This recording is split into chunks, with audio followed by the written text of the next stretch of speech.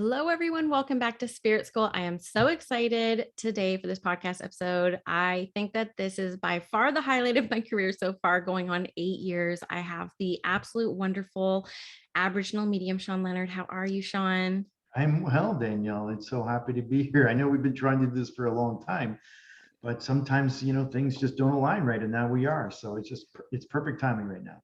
Yes, and I thank you so much. I'm so excited to talk about the burning questions in my mind, the audience's mind, with such a high caliber medium such as yourself. So just an incredible honor to share the space with you today and share you with my audience, for those who love and admire your work and those who haven't yet been familiarized with your work. So thank you. I always like to give a little bit of a background on how I find the people who I ask to come onto the podcast and the people I'm constantly referencing within my own teachings and work. And you are definitely one of them. I always say that you are my favorite medium, living and departed. Like, you're my number one. You're literally the medium who inspires me the most in my work. And it's just from watching you work and watching the cleanness and the accuracy and the humility within your mediumship has always inspired me to be an amazing medium. So thank you so much for that. But I like to start by saying I discovered you through John Holland's podcast. I used to listen to, I don't remember if you remember the episode you did on John Holland's Hay House I radio do. show years ago. I used to listen to Hay House every single day while I was at work. And I was like, oh, an Aboriginal medium. I didn't know any Aboriginal mediums myself. And as an Indigenous woman who's away from home, I haven't had any influences or mentors within this realm myself. And so I looked into you. I was lucky enough to have a private reading with you in 2000, I think 17 or 18, best reading I've ever had. And then I was able to take your Spirit Talker tribe the first year you had it. And then, of course, a big fan of the TV show and your demonstrations. I literally dragged every medium I knew in Vancouver to your demonstration you did in 2019. And my sister-in-law was lucky enough to get a life-changing contact from you. So thank you. So this is what I want to share, how I found Aboriginal medium Shawn Leonard. But if you want to introduce yourself a little bit and how you would typically, talk about yourself and your work for people who may not be familiar with you. Well, I'm a spirit talker. In my culture, we have a word for a psychic medium or somebody who communicates or talks with spirits, a spirit talker. And as I'm Mi'kmaq, living in Nova Scotia, Canada, and I've been working as a professional medium for almost 25 years from my knowledge. How long have I been psychic? Probably all of my life. Would I ever self-identify as somebody that steps out into the world that gives messages? No, not until about 25 years ago. And kind of, I wasn't really looking for it. It's like it found me. And I realized, as I started a spiritual journey, through many hardships that I've been through in life, that everything was leading me to that moment to make a connection with spirit. And even though I'm Aboriginal, Mi'kmaq psychic medium and spirit talker, I mean, I'm an author of the language of spirit, which I'll show you right here. And perhaps I'll give a book away as a gift for this, for joining the podcast. So if Danielle chooses somebody out to receive my book, I will send it to them in the mail and I'll sign it and put a little message in there for you. And what I'm most proudful of, even though I've been working as a spirit talker and a psychic medium for 25 years, and being an author and having a TV show called Spirit Talker here in Canada, it is called Spirit Talker, but it's on the channel APTN, which is the Aboriginal People Television Network, and it's a nationwide channel within Canada. I'm not sure what it would be like similar to in the US, but we have another channel in Canada called CBC, which is Canadian Broadcasting Services. And that also is a national free channel. So everybody in Canada gets this channel. But what I'm most proud of is being a teacher, somebody who shares their wisdom, their knowledge, their experiences to help others understand the spirit world, as it's been a journey through my whole life to kind of unravel the inner workings of spirit and how they communicate. Hence the name of the book, The Language of Spirit. Is what I've been discovering is how that there is like a language of sorts, a universal language of spirit that uses to communicate to people like myself, like you, Danielle, like John Holland, Teresa Caputo. And it's not based upon culture or belief or anything. It's available to us all. And there may be words that we may use to describe this language, like clairvoyance, clairsentience, clairaudence, claircognizance, clairalience, clairambience. Those are all clairs that describe a way spirit can communicate to, with, and through us for other people, with the intention of validation, proving the existence of life after, or the continuation of life, but also with the intention of healing people. Because a lot of people that come see me, when I used to do personal one-on-one readings, I now just do live audience readings. But when people used to come to me, a lot of the messages that come through would be validation, but then there would be messages of healing because people were stuck in some way of life. And they sometimes will show me, tell me, help me understand certain things where this person might be struggling. And it would really help move energy within their life that they would have a more spiritually connected life themselves, because then they realize that spirit, one, was real, and two, still loves them, cares about them, and is still part of their life, and wants them to be whole and well. Anybody that cares about anyone in your own life, imagine if you're in the spirit world and you saw somebody struggling in life, you may come through and one, say, hey, this is who I am, validate a few things, but then have a message to help them move forward in life so that they can be in a better space and place mentally, physically, or energetically, so they could live a more holistic life, I guess. I love that. And I can attest you're an amazing teacher, and the teachings that you do share are beautiful. So thank you so much. And yes, we will definitely point people towards your book, The Language of Spirit. A lot of the questions that came through my Instagram when I asked my audience, what you want me to ask, a lot of it can be found in his book. So I will definitely link it on YouTube and the podcast below. So definitely do check it out. We'll have details on the giveaway in the show notes as well. So thank you for your generosity with that as well. So going back a little bit, and I know like reading your book, which of course I read as soon as it came out and I loved it. Always love learning about mediums' journey to the unfoldment of their gifts, because I personally don't know very many people who develop and sustain the path. Like, it's a hard path. There's a lot that comes up within the path, a lot of self-doubt, a lot of who am I, a bit of imposter. Like, it's not an easy path for a lot of us. And so for someone who's been doing it for 25 years, if you can remember going back, even those first few years, how did you develop? Because reading your book, it felt like a lot of synchronicities unfolded, like the story about you with the colleague and tuning in and pulling out some evidence that kind of surprised you. But was there any like formal kind of training that you did, or did you just let spirit be your guide? Spirit has taught me everything. And one of the reasons is because I started a spiritual journey in life, which included just having conversations with spirit, just speaking from my heart and speaking out loud, and not knowing if anybody really heard me, but speaking anyway, but feeling like I was being heard. And then things would happen in my life to make me be very aware that I was being heard. And then I started to meditate more and create space in my mind and learn how to get still at moments, because I think what a lot of people don't realize is that, most of our minds are so busy thinking about everything, kids, breakfast, lunch, what we're doing tomorrow, what we're doing on the weekend, or next vacation. We're so preoccupied with so many things in life that sometimes we don't even create space to actually hear anything. So I realized that when often I would receive things about people, I would have to kind of get still for a moment and create space in my mind, and then an insight would come in. And it may be like a visual, it may be a visual with a sense, a feeling.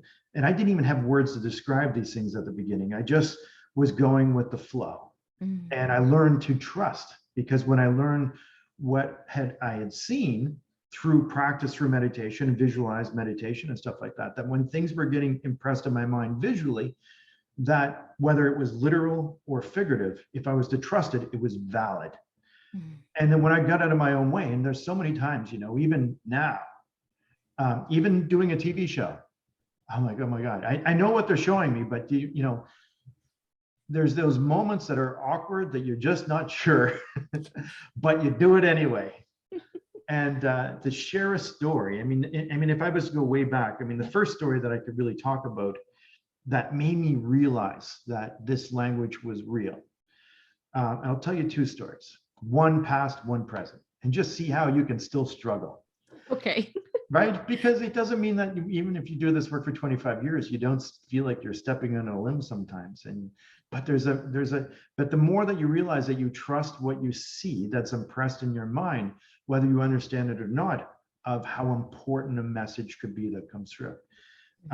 The first story, like, I mean, I had a connection with my dad after he passed, and that was profound. I had a visitation, and then my life kind of went on. I moved out to Calgary, Alberta, and I started to pray and meditate and have these insights. And then I started to kind of vibe people's energy out, just like was around them. I could sense things about them. They were struggling, they were having a hard time. So-and-so was cheating on somebody. It was just these vibes that I had that I didn't know if they were valid or not. And the first time I really had an insight was that, and then I didn't even want to share anything either, because I was kind of like, these are crazy thoughts. But I mean, at that point I was married. I was in my early 20s, and I thought, okay, well, who else could I trust with these thoughts? Might as well tell her. I'm pretty sure I could probably trust her. And so I would go to my ex's work, and she worked at Montana's, even though in the book it says somewhere else. Yeah. But I had to change a few things, right? Yeah. But and then I would go to Montana's, and I would vibe out people working there, and just for fun. Mm-hmm. Because I realized I could get a good read or good feel for people, not to be judgmental, because I'm not. I'm zero judgment in my mind at all. What people do in their lives is their stuff. And it's not like I was like tuning the stuff that I shouldn't be seeing or anything like that. But I would look at one guy, and he felt like somebody who maybe dealt drugs. Mm-hmm. And I mean, back in the day, dealing marijuana in Canada was a no-no. I mean, today it's a little bit different. I think you can go to a dispensary and buy it anywhere here, pretty much in Canada now. But and then I felt this other guy, like he was like skimming money from the till, and I felt that somehow, he wasn't as honest as a person. Still no judgment, but just a vibe I picked up. And I saw these two different people that walked by each other, and they wouldn't even look at each other. I said, so they got a thing going on. Mm. And so after my ex got done work, I said, what do you think about these people? She goes, well, they're really nice people. She's married to so-and-so, he's married to so-and-so. So do you ever think they might be cheating with each other? And she's like, no, you're crazy. I don't even see them look at each other. That's my point. There's like a vibe there. They're purposely not looking at each other. Yeah. And I said, there's something going on. And I said, anyway, she goes, you're crazy. And I said, yeah, maybe I am. And then I said, what about this guy? And she says, oh, man, that guy's father's a minister. There's no way he's like, stealing money or anything like that. And, this person would never like, I know he does drugs, but I don't think he would sell it. And it was just like, well, whatever. And then within a week, she comes home busting through the door. She goes, you're not going to guess what happened today. Mm. It was the craziest day ever. I caught that couple kissing in the kitchen. And no one else was around, and I walked in on them. It was awkward. And the guy got fired for stealing money today. And the other guy got busted for dealing drugs. Wow. All in the same day. Wow. Goes, how the hell did you know that? I'm like, could I really know for sure? No. And that was like the beginning of like, just maybe my vibes have some validity. And so anyway, she then told a friend of hers at her work named Jen Syme, who is also an author. And she had her come over for a weekend, and they were all devised, and she was telling her how intuitive I was and that I was going to read her. And I'm like, well, I can't really do that. She goes, you're going to try. And she's coming over on Sunday. I'm like, okay, I guess I have no choice. I'll do my best. And she came over. And so we ate supper, we were done, and she's like, I'm just vibing her out. And, and I'm talking to her about writing a book, which she has done, actually, I think 2 of them now, traveling around the world, caring for people's pets and things like this. And she's done that. She was traveling around the world doing it and quit her job and such, and meeting some guy named Dale, who she married. And I thought, at that time, she's like, yeah, I just met Dale. We've been talking about like traveling around, looking after people's homes, and I am working on a book. But she goes, I really came with a different intention. I really wanted to connect to somebody And I know that you're intuitive. I know some psychics are mediums as well. Are you a medium? I'm like, well, no. And she said, well, could you just see if you could just see if there's anyone around me? And I'm like, okay. And so I got focused, as I would often do when I was around seeing things. And I saw this not this young lady, but this older lady who felt like a grandmom. And then I gave her this message, and she started to cry a little bit. And I was like, she goes, is there anyone else? I'm like, no. And then she goes, no, there's got to be someone else. So I start focusing, like, I don't even know what I'm doing. Right. I literally don't. Yeah. And then I'm like, then I started to kind of intently stare at this one space. And I was just saying, if there's anybody there, I'm open to you connecting to me. And then I had a vision. I was like, wow, okay, no, this can't be real. And I saw this young man in a baseball uniform, and he had a number on his jersey, and then he had a baseball in his hand. He started bouncing up and down. And he looked at me, and I saw a shed behind him. And he walks into a shed. I'm like, I don't know, Jen, but I don't really see anybody, but I see something, and I don't know what it is. And I told her, and she instantaneously cried. She goes, that's the person I was hoping to hear from. That was my best friend, grew up in high school. This was his name. I didn't get his name, but we played baseball together. And one night after game, he went home and killed himself in the shed. Is he okay? And at that point, I was kind of like, I don't know. I mean, how can I really know? I didn't know. I know what I saw. Where did that come from? This is where this all started. How did this happen? How did this unfold? Where did this come? Am I a mind reader? And it was that moment that I thought, well, I might be a mind reader. I picked up things of people at the restaurant. I picked up this and that. It was their energy that made me see this. And then I went about my marital life, and I started to have more events that I would see things and experience things and kind of vibe things out. And then I went to work, and I worked with this guy, Orhan. Great guy, skeptical as hell. And I thought, well, you know what? I'm a little out there, right? Maybe I need someone to ground me a bit. I'll tell him what's happening with me, not knowing that he was going to tease the bejeebus out of me.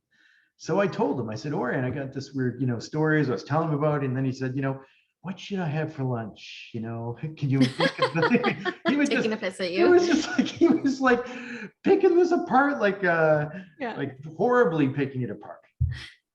And I felt, oh my God, why did I put myself out here to put, for this ridicule? Because now I felt stupid. Yeah. But one day I'm typing in my work, because we worked at a company called Hayworth International, which was a company from Michigan. We made office furniture, and I worked on bills of material and AutoCAD, and he did the same. And he sat right beside me in these fancy office chairs and stuff, because we made office furniture. And so I'm typing away, and then one day I hear a voice in my head, and it just says Charlie. Like, okay, I'm still typing. Then I hear Charlie, like whispered in my mind, like it's my voice, but it's not my voice. And it's just quiet. Charlie. Now you keep hearing, I'm like, okay, what is going on here? And I said, okay, I'm going to go home. I don't feel well. There's something, maybe I'm schizophrenic. I don't know what's happening. And so I went to look at Orhan, and it stopped. Like, okay, typing I go, Charlie. And I was like, okay, I have to really pay attention to this. So I turned to Orhan. I'm like, I'm a mind reader. Orhan's thinking about a guy, Charlie. They're going to do something on the weekend. This is going to tell me what this is. I said, Orhan, I got this really strange question for you, but do you happen to know a guy named Charlie? He goes, that's a strange question, Shawn. I'm like, I used to know a guy named Charlie. I said, were you just thinking about him? Because I haven't thought about this guy in a few years. Why are you asking? And as soon as he said that, boom, I had a picture flash in my head. It was an image. And it was a bar sign in Calgary that I've seen before. Kind of a sleazy place. And I wish I could say I've never been there, but I have been there. And my uncle took me there when I first moved to Calgary.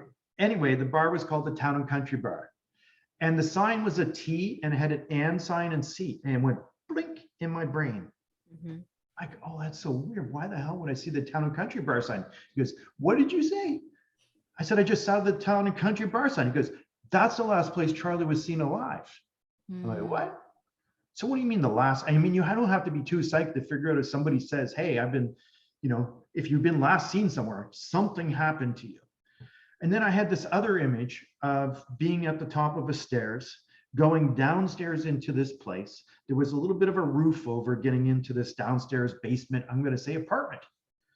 And then I start to talk to him. I saw a few people around him and I was like, do you understand this? He goes, no.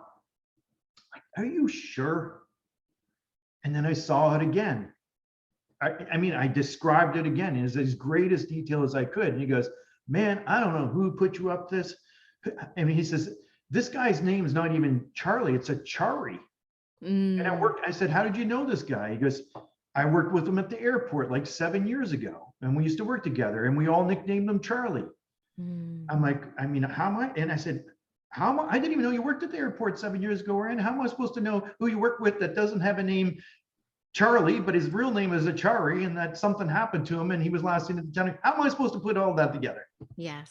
And he goes, well, maybe I told somebody. So, well, maybe you could lead me to the person that you spoke to and maybe has been talking to me, because as far as I'm concerned, this is coming from you and your thoughts. And he goes, no, it's not coming from my thoughts. It's just, and then I start to see this image of like this place. I said, you sure you don't know what this means? Because I have no clue. I said, and he says, let's just drop this because I'm not comfortable with this conversation. And I'm like, fine, we'll drop it. And then like a month or so had gone by. He stopped hassling me, which was super cool because, I was putting myself out there and being ridiculed, and now I weirded him out. So he actually stopped bugging me. And then what happened was I picked up the paper. It was the Calgary Sun paper, and I picked it up because I was looking for the sports scores, because at that time I was a huge hockey fan, and I was a Calgary Flames fan. I was looking for the score, and I'm flipping through the paper, and a story is in there about an unsolved murder of a guy named Achari, nicknamed Charlie, worked at the airport, last seen at the Town and Country Bar. But where he was found murdered was in this downstairs basement house on this street, and they had a picture of the home and like police tape and stuff like this. And then like the picture was what I saw. And it's like, oh my God, this is what I saw it exactly. Warren comes in, he's a little bit late coming in that morning because I always would read it before I start work. I put the paper on his desk, I'm circling pictures and lining things. And he's like, what do you want? Why did you put this here? I'm like, read it. And he reads it. He goes, yeah. What about it? I said, do you remember the little conversation we had about you knowing about this house and this large roof going into the basement? He goes, yeah, not really. I'm like, baloney. I know you do. I do. He says, well, okay, fine, I do. He says, what's your point? He says, are you trying to say I killed him or something? I said, no, this is not what I'm trying to say. Did you know this? Did you know this part? He goes, man, I did not know this. I said, how can I prove this to you? Like, what do I need to say to tell you? I didn't know this part, that he lived in the downstairs basement apartment. This is where he was last murdered or found, or I didn't know that. And he says, when are you going to stop hassling me with this? I said, I'm not really hassling you. I'm just asking you a question. He goes, man, I said, you got to swear on somebody's life. I said, like, I want you to swear on your kid's life, your wife's life, somebody's life you're swearing on. And he goes, well, I'll never swear on my kid's life in case I did know and I don't remember. He says, but I could probably swear on my wife's life. And that's a true story. Yeah. And him and his wife actually came to my show in Calgary, I don't know, maybe like 10 years or so ago. And I tell that story quite often at my live shows because it was the moment that shifted my whole reality. It was the moment that made me realize that I'm not a mind reader, that this is coming from somewhere else. It wasn't coming from him. He wasn't even thinking about Charlie. It was coming to me from someone else. And I'm going to say this as clearly as I can. It was a person. I could feel his energy. I could see what he looked like. He was telling me a story. And I didn't know the story, and I was trying to validate it with the information I was giving to him. There was a part that he couldn't validate. Yeah. So it can't be reading his mind if it is not in there. Yeah. So I was seeing something that was like separate of him. And that moment shifted my life. So I thank you, Charlie, each time, and I honor that story. It was a moment that impacted my life like never. And that's when I discovered how spirit communicates. Mm. It wasn't that I wasn't getting stuff before, but I doubted. I was unsure, and I was even scared to even speak what was coming to me. Mm. But then I realized this was real. And I realized there was a language and a communication that was coming through. And the language was through the pictures, the feelings, the thoughts, the impressions. And I stepped out of my comfort zone and just said, I'm going to trust whatever comes to me, whether I understand it or not, whether it's literal, whether it's figurative. But I'm going to get out of my way and I'm going to do my best. Mm. And that's exactly what I did from that day forward. And it hasn't failed me. Does it mean that I know everything? No, I think there's this misconception with people that do this work that people look at us and think, okay, well, when's the lottery numbers on Wednesday? I'm like, man, I don't know. I mean, if I know, I wouldn't be talking to you. Yeah. Totally. No offense, but I'd be like in Hawaii right now. Yeah. But, certain things, spirit isn't like coming through with the intention to like make somebody rich, because that's an egotistical approach to viewing life. They're here to help you, guide you, validate that they're okay, and then offer some healing message to help you move out of this energy of knowing, and especially knowing that they're okay. Yeah. And that's what I understood from that day forward. And then, Jen Syme went and told some people. My ex-wife was telling some people. Next thing you know, I'm booked for 3 months and not even knowing really what I'm doing. Right. And I just trusted. But I understood the mechanics of which spirit communicates. Yeah. But I also understand what started that journey. And that was that spiritual beginning, where I started to have conversations with spirit, whether I knew they were listening or not. Yeah. And I mean, the coolest conversation, which I know that you know this story, it's also my book, but was Conrad. Do you remember that story? I'll need a play. I'm not the Okay. best games, which we're going to talk about, but I'll talk about it. And it was really kind of an odd. This is when I started to like get more into it. And you're right, it's overwhelming a bunch of times. I've actually stepped back from doing readings a few times because I've been so overwhelmed.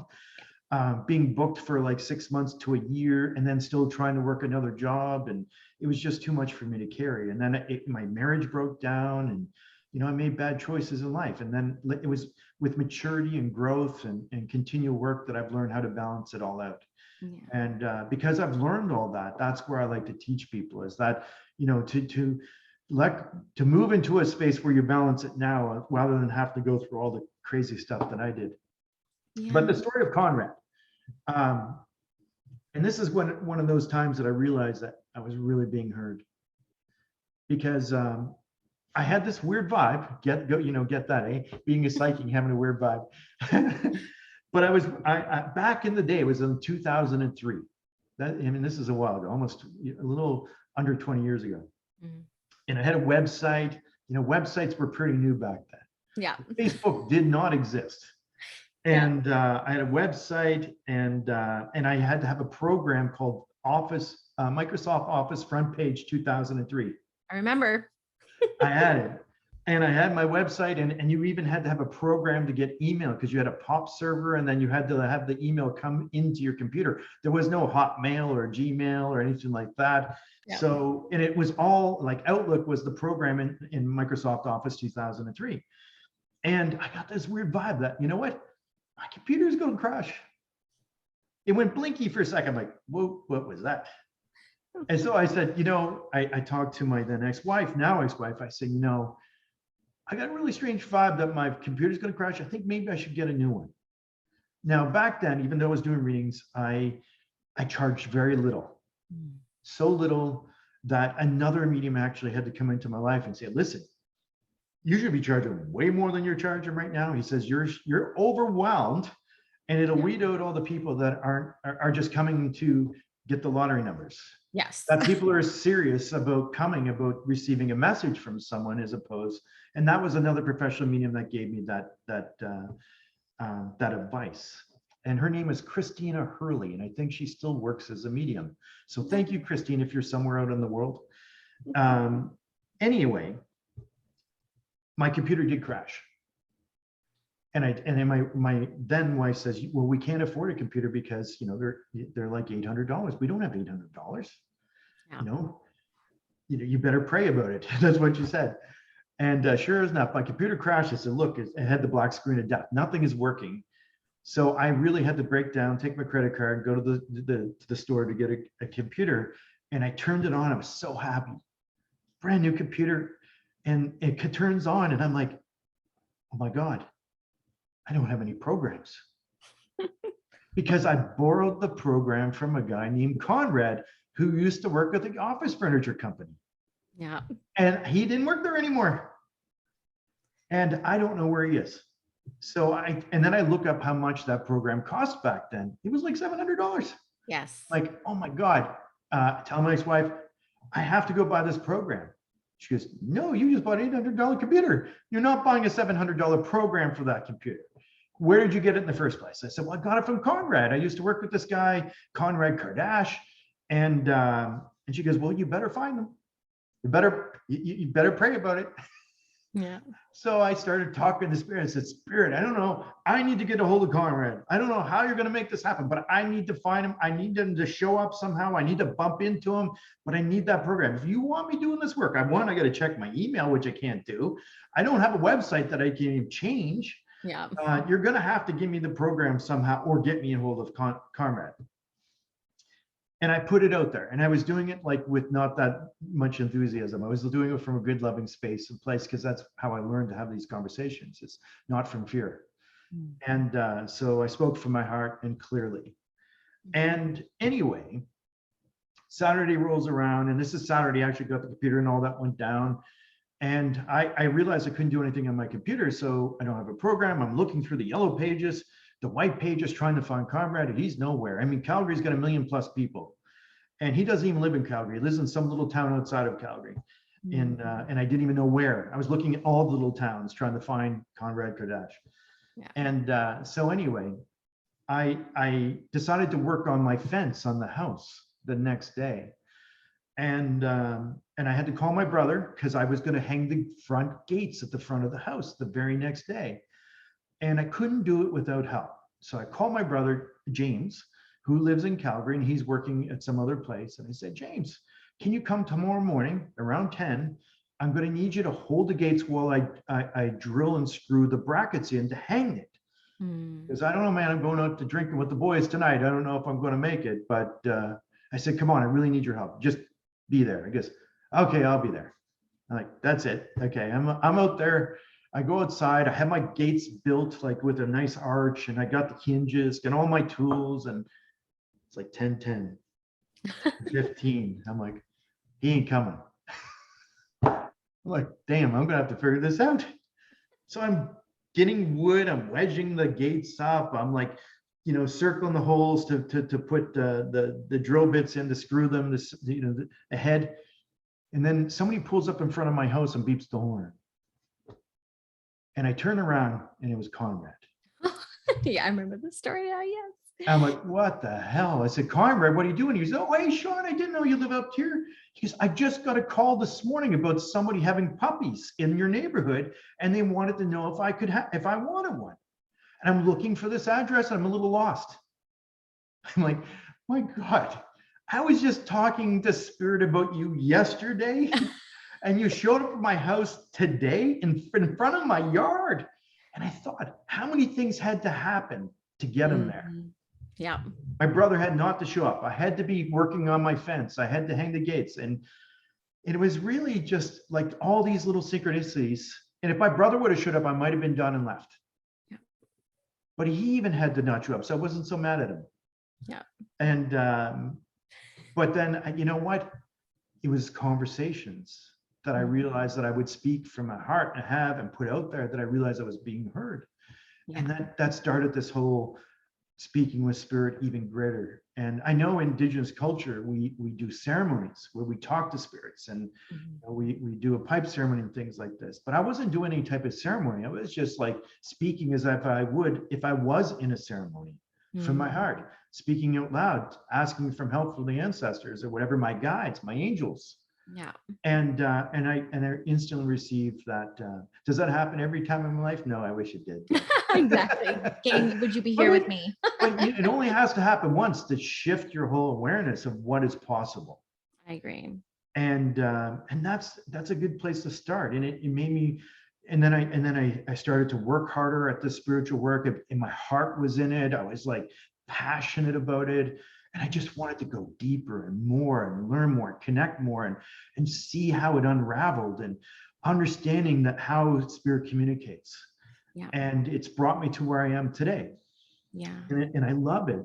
I love spirit communication, how they speak, and even the things you don't realize what they're telling you. And I'll tell you this, I do a show, Spirit Talker, on APTN season 2. It's coming out September 15th. And if you're not in Canada, you can watch it on aptnlumi.ca. So aptnlumi, LUMI.ca. And if you have to have a VPN, like NordVPN, a virtual network, to get on there and say you're in Canada, because just so you know, I'm watching US Netflix all the time. So I'm using my VPN to say I'm living in New York somewhere, so I'm watching it. Just a tip. Getting some shady tips here. Yeah, it's all good. It's like go to the dispensaries. I get pay the for VPN. my VPN. I pay for Netflix. It's not like I'm doing it for free. But and even APTN has a membership service. I think the first week is for free, so you could binge watch Spirit Talk if you wanted. So season 1's out there, season 2's coming out, and so anyway, season 1 of Spirit Talker. Now fast forwarding so many years here, right? Yeah. And now I'm like got a TV show. I mean, my whole life is a bit of it's just like when you're in your path of life, it unfolds. Yes, I agree. The right person, the right interview, Conrad shows up. It's just everything starts, unfolding in your life, that when you're in alignment with your path. If spirituality, mediumship, anything like this is your passion, then spirit will assist you in sending you the right people, the right circumstances, and especially if you're coming from the right heart space. Yeah. Because spirit is in alignment with that. If you want to be in alignment with spirit, come from higher level energy. Not fear, not worry, not doubt, but come from love, trust, faith, truth, courage,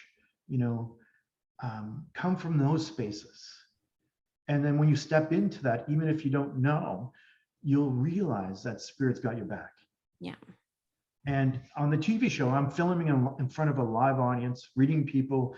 There'll be 120 people each community that I went in season 1.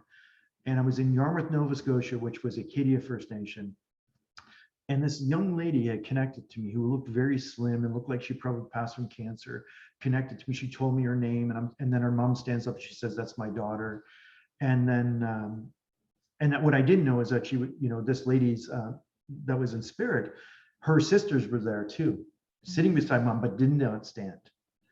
And so I'm having these messages come through. And then she shows me something that is very odd. And I'm like, feel so awkward. I'm like, oh my God, I'm being recorded on TV right now. This is all going through my head. I can't see this. This is a grieving mother who lost her daughter. How can I approach this? And I'm like, it seemed like an eternity in my head being on stage in front of people, like where I was so doubtful and fearful and scared.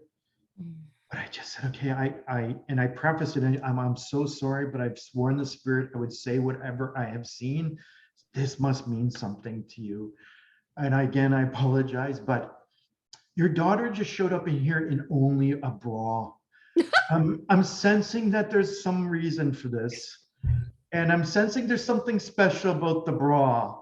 And I'm so sorry, but she's just wearing a bra. And she just took it off. Like, it's all blurry, just so you know. It was like all fuzzy, but it was like she held up the bra to me. I was like, did you do something with a bra? And she just laughed. And then the sister stood up. And because it's something that only the three of them know, that they've never spoken about to anyone. Right. Because when she was actually at the funeral home before the service, the mom and two daughters were in the back room, and they brought a special bra for her. They put it on her and they stuffed it to send her to the spirit world with bigger bosoms. That's the truth. She had lost so much weight, and they said, we're going to send her off like being stacked here to the spirit world. And that was a joke that they had. Nobody knows. They never talked about it with anybody. It was just an inner thing that they had between the three of them. So anyway, that's what they did. And she just laughed. She goes, well, does she like them? Like it?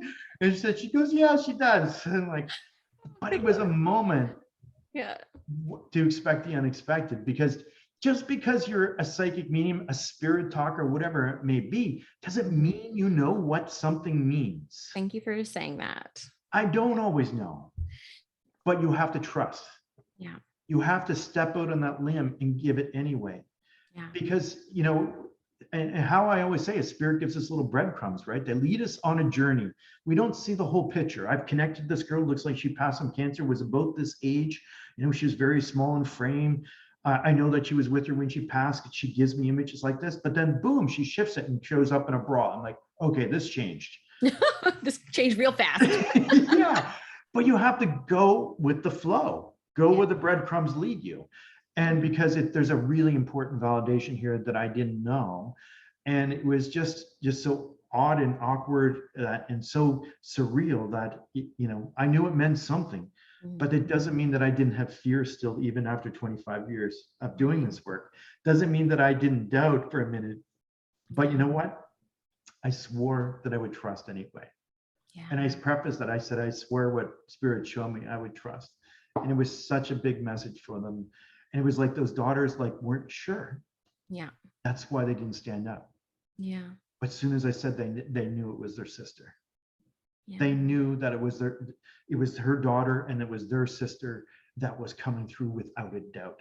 Mm-hmm. It was that moment that everything changed in that reading, because people can be skeptical. Yeah, right? Absolutely. Even with names. And it's okay to be skeptical. I think it's okay to be skeptical, but healthy skeptic, not shut down, because then you're limiting yourself from the possibility. Yeah.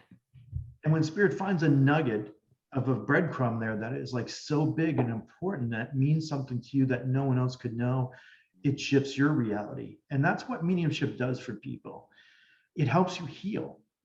It shifts your whole world and your connection to spirit. They've let go of their doubt. Do you think that they're talking to her knowing that she can hear them? Probably all the time. Yeah. And even this lady in spirit's daughters messaged me and said, thank you so much for helping my mom. My mom got 10 years younger that day. And she grew an inch taller. Yeah. It was just it was a life-changing moment for her. Yeah. And you don't know how powerful something like this could be, or what it could mean to a person. And that's the gift.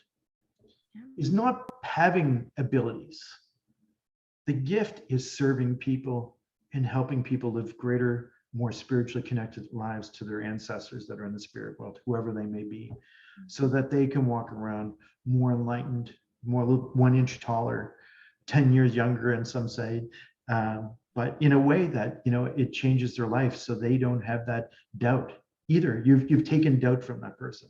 Yeah. You've taken disbelief or fear or whatever that person's been carrying, and you've exchanged it for faith and belief and trust and knowing that spirit's real. And it's being part of that process is a blessing. Absolutely. I agree. And I really appreciate some of the points that you said that I would love to highlight. One being, even as a medium, us receiving this information, we don't often always know what it means, right? And so I really appreciate you bringing up that point. And then same for me in development and things that I see even my students developing is not saying the thing because it either appears too obvious or they don't understand it. And like these little moments of magic that really change people's lives, maybe we're not meant to understand everything. And so I really appreciate you talking about that as well. So thank you for sharing those stories. And it's good and kind of scary to know that as years pass, it doesn't go away. I think I Well, ask everyone who has decades behind them, I'm like, does it go away? No? Okay. there's a But, shimmer of, doubt. But I mean, it's quickly dashed when you just, not empower it.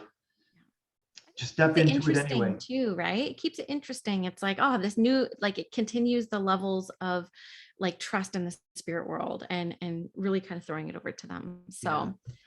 Just like on season 2, if you haven't seen the season 2 premiere, you can watch it on YouTube, on my YouTube channel, which I posted there. And there's like, they showed like 3 clips of readings, because the readings are usually a few minutes long that they show on TV or something like that for each reading. But even though the readings are like an hour and a half, they only show like the nuggets, I guess, that they want people to kind of like experience. I wish they could see the whole thing, because you could see the whole arc of the messages, how they worked, how they come through, and that arc of healing through the reading itself.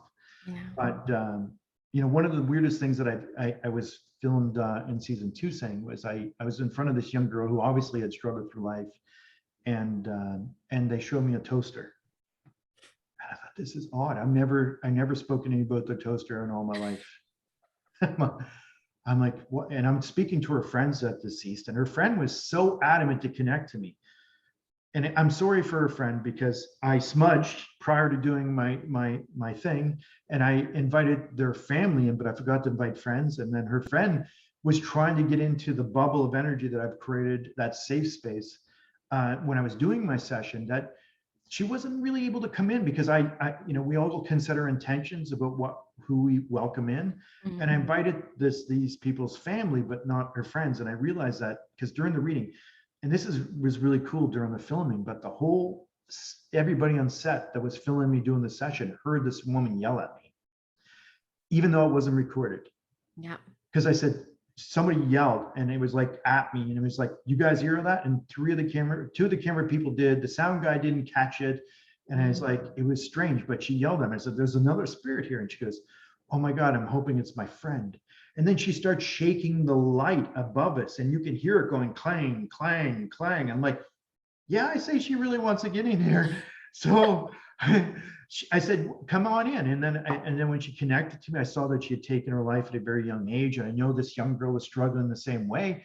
And then boom, as the messages go on, because again, they see people struggling in life.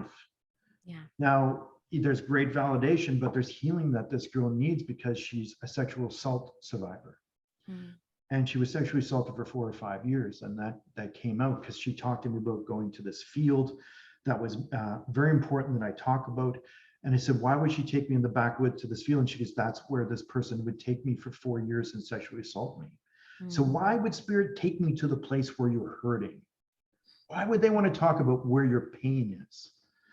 And that's where her friend took me, is because that's where she stuck. And then she showed me the toaster. I said, this is strange. Why would she show me the toaster? And you can see the shock on her face and her mom's, because she used to actually hurt herself. And she used to burn herself with the toaster. And something nobody knows. And it was that she struggled, and she had so much pain in her life that she would inflict pain. Some people would cut themselves. Some people do different things, but I've never seen anybody do anything with a toaster for themselves. Right. But this young girl was. Yeah. So there was, her friend wanted me to help her through whatever I could with this sexual assault in some way. There's like, when you're doing work like this, the healing part, having a good grasp of like maybe guiding people to good counselors, therapists, psychologists if need be, but guiding them as well about, loving themselves unconditionally, and not to hurt yourself. Yeah. And that was the message that was coming through for this young girl. It was like probably the greatest reading I did for all of season 2, and it was the last one I did of the whole season. Even though on episode 13 it's the second last, it was the last. And it's left this impression with me that, like when people come to see somebody like you, Danielle, or another medium, you know, for me, I don't even do personal sessions anymore, but when people show up to me, because I don't know who they are that are coming to see me, but it's not random. Mm-hmm. You know, spirit brings the people that need it. Yeah. I feel sometimes there's certain people that need it more than others for different reasons. And this girl obviously needed a connection to her friend who took her life, because she tried to take her life at several times too. Right. And you know, that's never our intention in life to like leave this world. We came here with an intention to be here to live, experience, grow, Yeah. go through everything, even some of the most horrible things of life, and come out in a different way, in a different perspective. And so that's where I guided her. Mm. And you know, I know there was a life changing, shifting moment for her. And it was Mm. all because of spirit and her coming to see me, and the messages that they showed me, the things that you don't understand. And I knew as soon as she started crying, I understood why that toaster was relevant. I knew, and you will even see it on the look on my face. I know what this means. Mm. Because then it's that claircognizant Yeah. knowing Yeah. that I know what this means. I know the message here. I know why they're showing me this. Yeah. But I also know what I need to say to this person. Yeah. And that's equally as important as seeing things, Mm-hmm. is how to approach people in a good way, in the Yes. right way, from a loving space with no fear, kindness, compassion, courage. All those emotions are important when delivering messages to people, because these people are in vulnerable places sometimes. They're Mm-hmm. hurting, they've struggled, sometimes they've tried to take their own life for different reasons. And you have to approach them like with enormous amounts of love Yeah. and non-judgment, because you know, and I know spirit put her in front of me for a reason. It's not an accident that she showed up there to receive that. And I think what you could see at the end of the clip is that she has now new hope in Yeah. her life, and you can see the light in her eye. And that, because that light, she was in a sense, I like to say she was re-enlightened, Mm. knowing that spirit is real, that this is not all random. She didn't suffer. Um, and her whole life doesn't have to be suffering. Yeah. And I don't, this work is like massively important, and you have to approach it from that same space and place and integrity, and do it from your whole heart. And you know, being part of that process is a gift. um, Again, not so much the seeing stuff, which what people think is like the Yeah. coolest part. Clairvoyance. Yeah. It's really being part of this process where you can help change people's lives or help them heal. That's the real gift.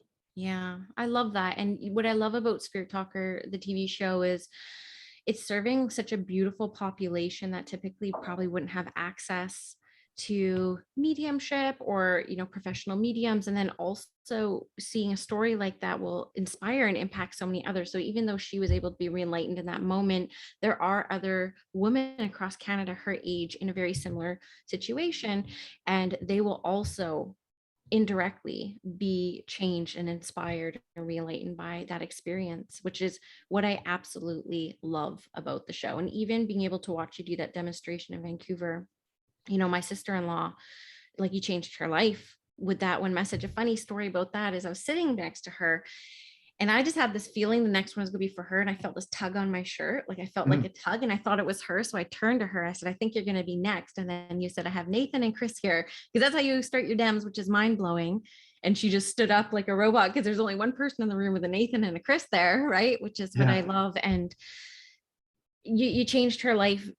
You have no idea. Like, I think she's trying to write you and stuff like that too. But again, such a vulnerable population of people who don't typically have access to this type of healing, which is what I love about the show and what I love about your work. And so thank you for that. Well, that's like, I mean, not all messages come from having a direct reading with the person too. Mm-hmm. And that's why I think stage platform readings are important, because I'm one person. I can only reach so many people. But when you're in a group and seeing these things take place for another person, you're part of it. Mm. And there might be a message for this person that reaches 7 other people. Yes. And I'll use the common thing that John Holland says, which is, he's a good friend of mine, that he says that some people are getting the direct letters. Yeah. And then other people are getting little postcards. Mm-hmm. And those postcards are messages for other people that Yeah. mean something to them. Even though I'm reading this person, what comes through, affects a lot of people. Mm-hmm. And when I do a show, I think about it this way, that even though I maybe read 13 to 15 people in the audience because of time constraints and my energy levels, because I can only be in an energy for so long before I start to burn out and get tired and lose my connection. And then I feel like I'm not doing great mediumship. And I don't not like doing great mediumship. So you have to balance your energy, or you have to know what you can do and not do, and know those boundaries of your energy. That you Mm-hmm. start getting tired, you don't give what you need to give to a person or a people or an audience and such. And I like to think, even though there's 13 or 15 readings I do for those people or those families that are there, those 13 or 15 people have a similar story to everybody in that audience. Yeah. And everybody's touched by those messages. They're touched by that healing message. And Mm-hmm. it resonates with them in a way that they walk away knowing that this peace and knowing that their loved ones are with them too, instead of getting direct validation that, Chris and Nathan, I mean, it's nice to say those names, but it's the message that your sister may have gotten. It was your Sister-in-law. sister-in-law that got that. It maybe affected 5 other people there that Absolutely. resonate with them too. Yeah. That's the cool part. And spirit's intelligent enough to know that if you connect to that person, this person, that everybody's touched. Yes. They have that divine intelligence. It goes beyond even our understanding sometimes. Yeah. I feel like that, what comes out, what the messages that are meant to be will touch everybody with one thing or another. Yeah, see, I'm a clairsentient girl. Like I've always like clairsentience just seems to be the first thing that came to me, like the emotion. And sometimes when I'm watching Dems and even sitting here with you, and when I do, it's like it's a charged atmosphere. Like you can actually feel a healing atmosphere. So I often tell people if I'm doing group work, I'm like, even though you might not receive a message, just enjoy sitting in this extremely healing, beautiful, vibrant, sticky energy that we're co-creating from being here with a very common goal, right? To see some healing take place. And when I attend demonstrations, because I don't have a deep need for mediumship, because I feel I'm good, I'm squared away with a lot of my loved ones, I love sitting in that healing energy and atmosphere. I feel like at a cellular level, I can feel it. I'm like, I just feel like nourished, I think, in that space, right? Yeah, I totally get what you're saying. Yeah, absolutely. I feel nourished in that. I go to see mediums. Yeah. Like John Holland, or I'll go see John Edward, or I've even went to see Teresa Caputo. I didn't, Teresa Caputo, she is a real medium. Some people say that maybe she isn't, but I think she is. I saw her work. She definitely is. But what I found different was that her audiences were so large that there was some moments that everybody felt it, but there was a few moments there that I felt disconnected because they were too big. Yeah. And I feel like even the crowd size is important, to not go too big, to keep that consensus of energy that is coherent with everybody. So I mean, I applaud her success, but I feel like there's something to be said about maybe not having as large as audiences, like 8,000 people or something like that. Yeah. It's hard to connect to that many people in that way. I mean, she's got a huge amount of energy, though. Great bubbly personality, and obviously very beautiful, but it's and that personality comes out for sure in a live audience. But I think my shows are never that big. I mean, it'd be awesome if they were, but I would still probably not go that large, because just to feel the vibe. Yes. Just to make sure that everybody in the audience itself is in that zone, that place, that space. And I could see you do that at your demonstration that I was at. And I really love that. And I took notes, because this is why I watch mediumship. I'm taking notes, but there's a point midway where, to get the energy back, you ask the audience, like, do you have any questions? And then give them an opportunity to kind of like pick up that energy and kind of like help co-create that energetic space, right? Yeah. I loved it. So I can't let you leave without a couple more questions, because sure, you can ask me. I'm here as long as you want me to be here. Oh, really? Okay, because I'm always trying to be super aware of people's times, and we talked a little bit before we pressed record. So I can't let you leave without names. Like, I know they're not everything, and I personally only get named once in a while. And I've asked you this before, but when I threw it out to my audience, like, this is just one of your signatures, right? It's just, you're working with Shawn Leonard because the first thing he's coming at you with is a very accurate name. So I'm just kind of curious, when it comes to the language of spirit, do you receive them more clairaudiently, claircognizantly? Like, what was the first experience that you knew you got names, and how have you sustained that? Well, the first time was Charlie. Charlie, okay. That Yeah. was the first moment that I heard somebody speak to me in my mind. Yeah. And it was like a thought. It was like a mental, verbal thought that came into my brain, and it just said, it wasn't a loud voice. It just said, Charlie. Mm-hmm. You know, over time of development, I've been able to hear spirits verbally. Sometimes, mostly I hear them. How I hear them mostly is, again, those thoughts that come into my mind. And I usually have like one or two names that come to me. Sometimes all three names come to me, and I just say them. I just like, okay, I have, Josephine and, Xander or something like this, weird. And then Nathan or Nathaniel. And then I just start going. And then somebody stands up, oh my God. And I said, it feels like there's a dad, and I feel it out. I'm like, this feels like, could be uncle, because he feels a little bit more distant off to the right. And so I feel the energy of clairsentiently. And then I go, oh my God, that is my dad. That is my uncle. And that's my, my brother too. And like, oh, okay, I'm with you. And then I just get into it. Yeah. And it's really just allowing those mental, verbal thoughts to come into my brain. Have I worked at it over the years? Yes. By even just talking names in my mind. Yeah. Like repetitively saying different weird names, like Xander. I've never said that name ever, but I know it must mean something to somebody in the audience. But that's where I just get out of the way and just trust. And then the person that stands up, it's for them. And then I just continue. It's the breadcrumb. Yeah. And that I followed that journey. And like, okay, I don't know where I'm going with this, but this is how it feels, who I feel they are. Yeah. And then I move forward. And but it's and I've talked and asked spirit to speak to me. Like Spirit, I really want you, when I do my sessions, to put names in my mind so I know who these people are. I'm very open and available for that. Make them as clear as you can. And, just speak them slowly so that I can do my best with them. But I'm completely open to that. Speak them to me more. Thank you. And I would just speak to spirit and tell them what I need. Yeah. What do I need? What do I need to do this better? What do I need to do this greater? And because they want me to do the best I can too. They're all rooting for me over there too. It's like, oh my God, okay, how can we help this guy be all he can be in his line of work with spirit and such? Yeah. Because if I reach people, then they get to reach more people. Yes. And because it's not about just me, it's about everybody being more connected. Yeah. Again, just to talk about season 2, the promo trailer, one of the coolest things is because, we can doubt things, right? We can doubt things like voices or a name or things like that. And do I know 100% who everybody is all the time? No, I don't always know. And sometimes they tell me about people that they don't even know. Yeah. And what I love is like halfway through the reading, it's like, oh my God, how could I forget my great uncle Bob who just passed away just last month? I'm like, I said, like, you mean I've been like working at this name?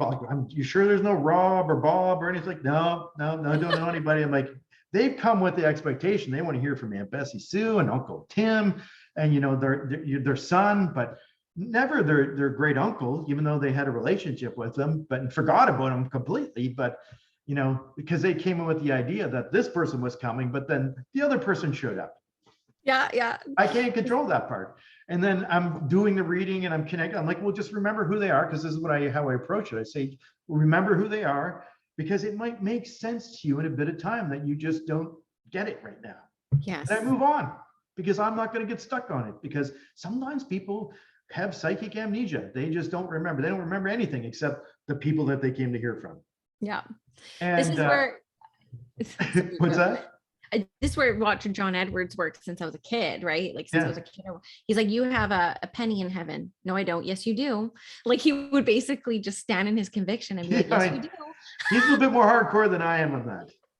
I'll just remember, I'm moving on, because I won't get stuck on something, because I don't care what people think, because I know what John Edwards' intention when he does it is he wants to validate and Mhm. show that what he's getting is like legit and it means something. And even though if they can't remember, he won't go away until they do. He's Yeah. like he says, he's like a pit bull, dug in. He's not letting go, right? Yeah. But for me, I'm not as hardcore like that. I don't care what people think, if they believe or disbelieve. I'm going to do what I do anyway. I don't have like this thinking, hey, I got to be right about every single thing or people are going to pick me apart. Pick me apart if you need to. I don't care. I'm still going to do what I do, and I'm going to do it from the right space and place. I don't worry about what people believe or disbelieve. I'm still going to be who I am. I mean, if I was a musician and I was trying to give music to somebody who only likes country music, and I'm playing like AC/DC and they hate it, I mean, am I going to stop playing music? No, I don't care if they don't like rock and roll. I'm going to keep playing it anyway. So you got to do what you got to do, and be separate from the expectations or the ideas or thought of others, and continue that journey in that way. And I've had people like come to me like complete skeptics, arms crossed, like, no. Yeah. I've had a couple like that. I'm like, man, do you even really want to be here? I know. Like, do you know how many people did your want wife to be in bring this you here? seat? I'm honest. I'll just say, did your wife bring you here?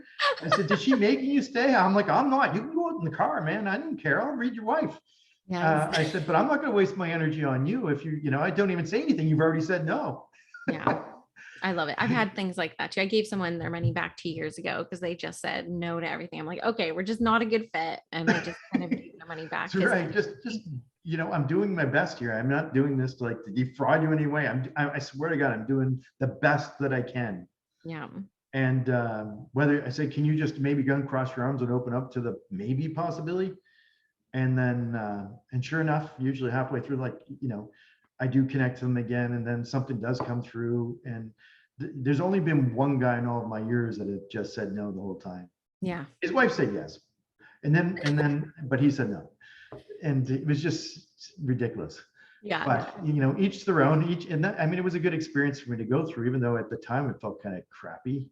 Yeah. But it is what it is. You have to be able to take different people's egos. You have to be able to manage it, and again, stay separate of the expectations of other people, but still doing what you do because you love it. Yeah. But on the show itself, for season 2 trailer, one of the first clip that you'll see is I'll ask this girl, and you'll see me kind of intently focusing at the table because I'm in that zone. Because we all get into a kind of a headspace or a zone to receive information. Because again, that's why meditation is so important, to create space to receive. Because if you're busy thinking, you're not going to let anything come in because your head's too busy. So you got to kind of get in that zone when you create some space. And I'm like, okay, there's a father figure. Your father's passed. She goes, well, I don't really know my father. And then I'm kind of staring, okay. Well, and I heard, tell him it's Frank in my head. I'm like, well, do you know somebody named Frank? And she goes, yeah, I know Frank. And is he passed? Yeah, he's passed. Tell her it is Frank. And I said, it is Frank. He's your dad. And she's like shocked because she didn't know her dad her whole life, has not known. But there's been one man that has been coming around her whole life that was like a father figure and showed up. He would take off for some time and show back up and awkwardly, weirdly spend time with her, but she didn't know why. And it was like a big secret. Yeah. I mean, her mom would never tell her who her dad was. Yeah. But Frank always showed up. And she spent a lot of time with Frank, and she loves, but she never thought about him as her dad. Right. And then when I told her, it all clicked. You could see all the bells going off in her head. I was like, oh my God, how did I miss this my whole life? Yeah. How did I not put this together? And then after she, much later, because she didn't have any pictures of Frank because that's not who she came to talk to, but Frank wanted to let her know that it was her dad. Right. And he is deceased. Yeah. And she sent a picture into the production company, and which you'll see on the show itself. But when you see the picture, man, there's a definite family resemblance. Definitely. It's definitely daddy. I love it. That's so funny. Yeah, lots of family secrets kind of coming out in mediumship sometimes. But it was the clairvoyance, right, that was able to validate for me, right? It was like, it was just a name came into my mind. It was like Frank. I'm like, do you know Frank? Yeah, I know. I used to know Frank. Yeah, I know Frank. And then it just says, tell her dad is Frank. Tell her. And it was just like, just those kind of like super cool moments. And and I think the both of them that were there, even though they're friends, they're not related. They, she's like, the girl that she's with is like, wow. Mom got a call. How did I not know this too? I love it. You can't read a mind if they don't even know. That's right. Exactly. But it was like everything just clicked at once. It was super awesome. That's how clairaudient messages can impact people. I mean, I'll tell you one other quick story that didn't make it to the show, but there was a guy, I can't remember his name for season 2, but it'll come out. And it was in Woodstock First Nation. And but anyway, this guy came in super skeptical. And they asked people at the beginning, are you skeptical and things like that. And I do the reading and I connect to his brother. He did cry a little bit. Then he tried to hold it back. And, he still wasn't convinced because he came to connect to his sister. And, but I didn't on the show, filming didn't connect to his sister. And I felt when I was reading him, I'm missing something here, but I didn't hear anybody. So after we're done filming the session, they did their, I went out into the parking lot and I'm like, man, and I said, I feel like I missed something with you. He says, yeah, I'm pretty skeptical. He says, it was nice you kicked in my brother and all this, but I really came with the intention to talk to my sister. As soon as he said that, boom, picture in my mind. It was down in Maine, and she was down there partying with 2 other friends, and she was murdered. So I say this, I said, was she down in Maine partying somewhere with 2 friends? He goes, yeah. And I said, and then she tells me a name. Boom, name comes into my mind. I said, that's the person that murdered her. And he goes, oh my God, that was her boyfriend. Wow. I said, was he in Maine at the time she was there? Yes. Wow. I said, and he goes, but he's deceased. And I didn't know that part. I said, but you came here wanting to know who murdered your sister. Yeah. I saw what happened. She told me who it was. It happened to be her boyfriend who was in the area, and they were split up. He was a suspect. But without telling me anything, I was able to see and connect to that and give that clairaudient message. And then he went in and did his interview as like a complete believer. He's like, yeah. Even though that part was not shown on TV, it was what I talked to him about out in the parking lot that I was able to tune into, that it was that a shift that took place with him. And I think his name might be Valentinio or something like that, but really super nice guy, ex police officer himself, and for the First Nation community that he lived in, and had been struggling with spirit his whole life because his sister was murdered. Hence why he became a police officer. It changed his life. I mean, I do feel like everything happens for a reason. And but clairaudience, it'll sneak up onto you. Sometimes you don't know when it's going to happen, but when it does, talk to spirit and tell him you're open, you're available, you're help, and then work at saying names in your mind. And one day you'll be just sitting there staring at somebody, and boom, a name will pop in your head, and you're like, Bridget. I just heard Bridget. Yeah. I'm like, oh my God, my grandmother's name is Bridget. See, and I love it because I messaged you after my second demonstration I ever did. And I remember that I messaged you because I was like, they were so different, the first 2, and I just had some questions, right? I'm like, I have some questions. But I think that first night I ever demonstrated was the first time I ever experienced like true clairaudience, and it was magical. And it was actually so much easier for me than clairsentience. I was like, this is like ease. So when you have something drop in, because I am someone who has a real busy mind and a really busy internal dialogue, like I'm a busy woman, do you have a way to explain the discernment between your thought and spirit's thought? Like, is there a way that you discern, or is it just based off claircognizance, like trust? Well, I know when thoughts are being given to me. Okay. Because I know when things are being shown, like the bra. I know when I'm hearing the name Frank that it's not my thought, because I'm not thinking about anybody named Frank, and it's being shoved into my brain. Yeah. Frank. Oh, okay, Frank. And that just comes out of my mouth. Yeah. I know when whether it's clairvoyance or clairaudience, I know when they're putting it in there, because my mind, and that's why meditation is so important. I'm into a clear headspace. Yeah. I'm not thinking about work. I'm not thinking about tomorrow. I'm present. I'm here. I'm open. I'm available. I'm listening. I'm sensing. I'm here right now. I'm nowhere else. And that's why it's also important to not be doing sessions if you can't be here right now. Right. Because you're not honoring people that with the work that you do to serve if you can't do it well.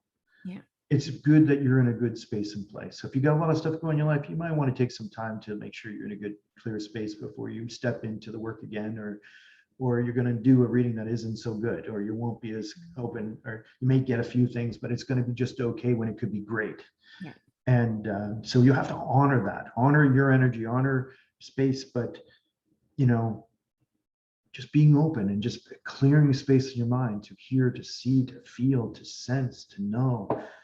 And the clearer you're in that space and the more present you are, and you trust whatever flows through your thoughts. And it could be as faint, little as foggiest image that just comes through your mind. You're like, oh, okay. I don't know what this means, but blah, blah, blah. And they're like, oh my God, no, we just did this today. And sometimes they show me some really odd things, but I know their intention as to why.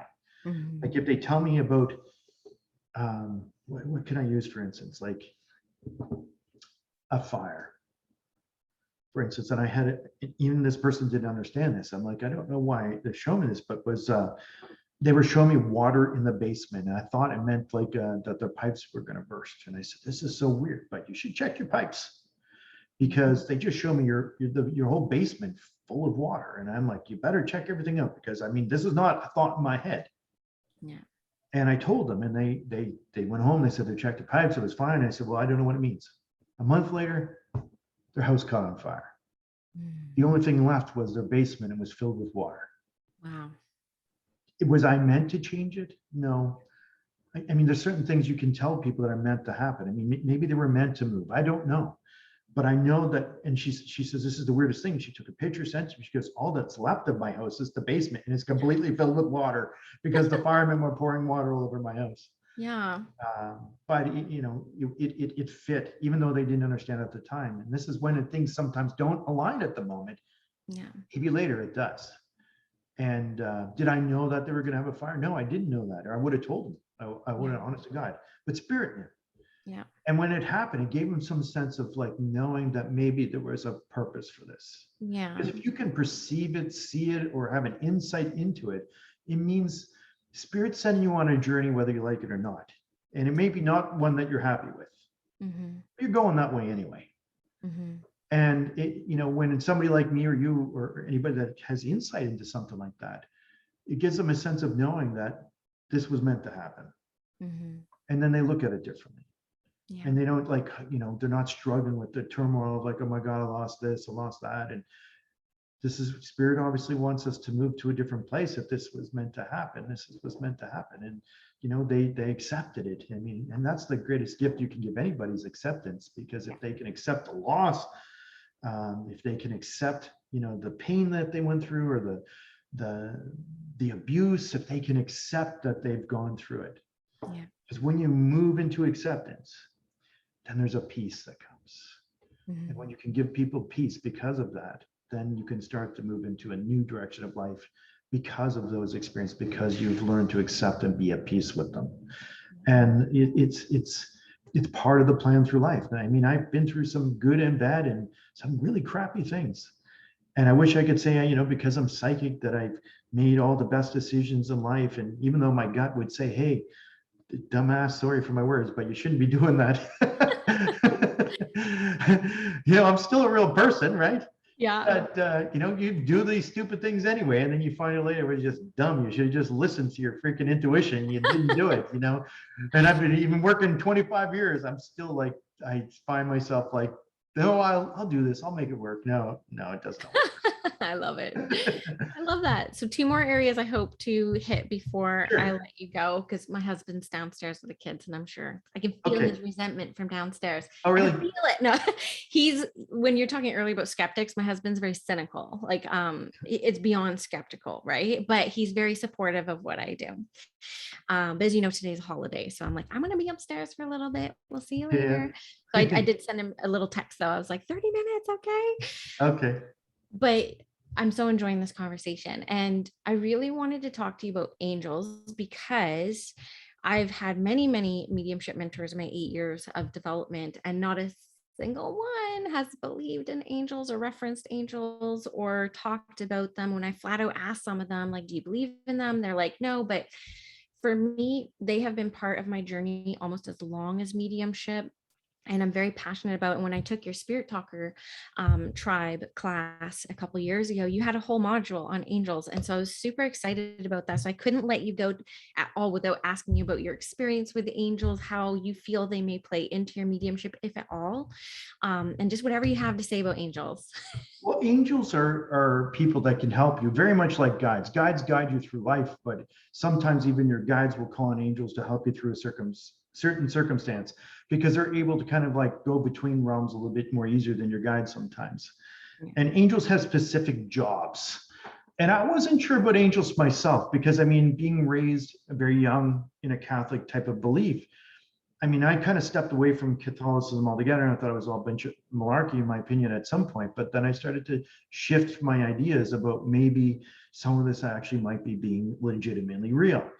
And now, because like I speak about angels and teach about angels, I had my own connection to them myself, and I'd seen some in dreams that I had in where they had connected to me, and I felt them, I'd seen them. But recently, something really cool that happened to kind of like even further that understanding that they're there is because I have digital recorder. Mm-hmm. And I often, even when I do all my sessions, I record all my sessions in person. I have it down on the table. And even during my sessions, you can sometimes hear the spirits talking to me, talking, and you can actually record them speaking. Are they there? Yeah, they're there. I've had family members identify a different family just because they could hear them when I play back. If they don't hear them, if I hear them, I say, oh my God, I just heard somebody say this and this.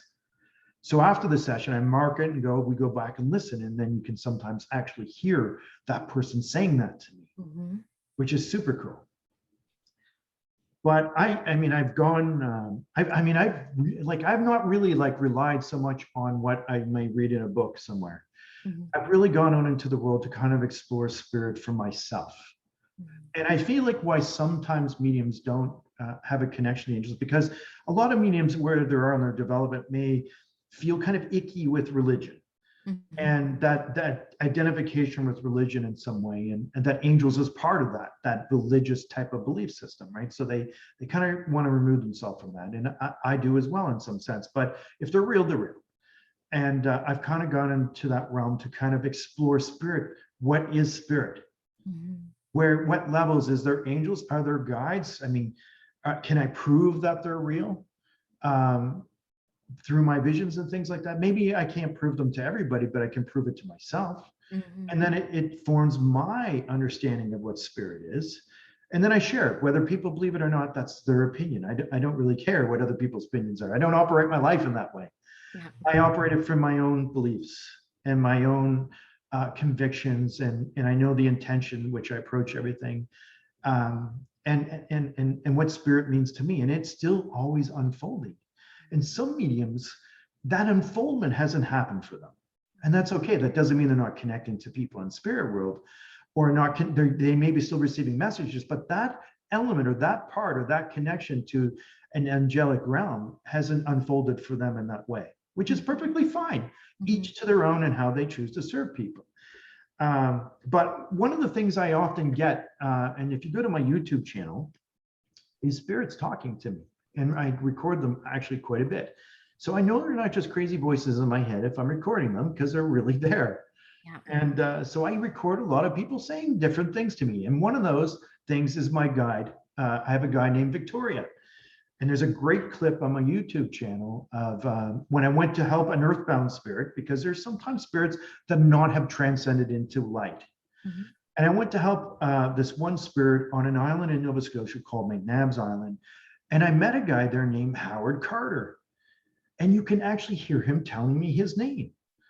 And he's got a breathy kind of voice. And he actually, was looking to be helped. And you'll actually hear him saying his name to me, Howard Carter. I'm like, okay, there's a Howard Carter here.